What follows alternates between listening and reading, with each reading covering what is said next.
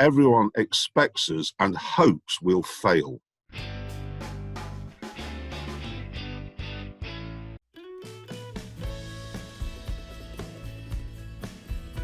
In every single thing anyone does in life, you have to do it well. If you work in a shoe shop, you know, your job is to sell shoes. And if you're an accountant, you have to do a good job. You have to make sure somebody's tax returns are accurate and in on time and so on, and try and save as much money as you can. Or if you're a lawyer, you have to try and win the case for your client. On the Grand Tour, we've set ourselves up after many years of working together where everyone expects us and hopes we'll fail.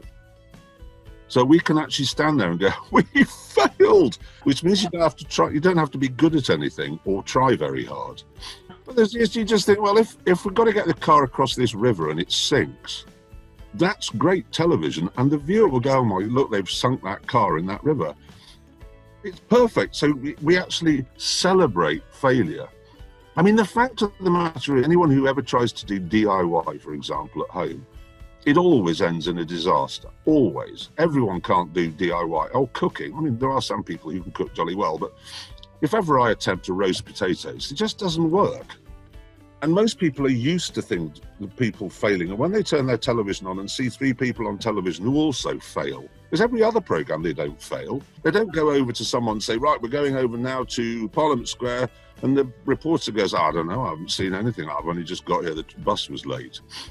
Everything always works on television, and the Grand Tour, and before it Top Gear, was an opportunity for people to see other people failing. And that's why I wanted the farming show to be different. Yeah.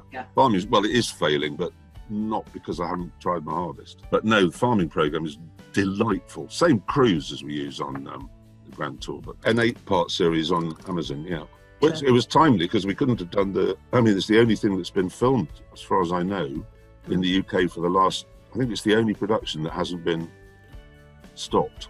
Convinced the director he wasn't necessary as well, which was even better.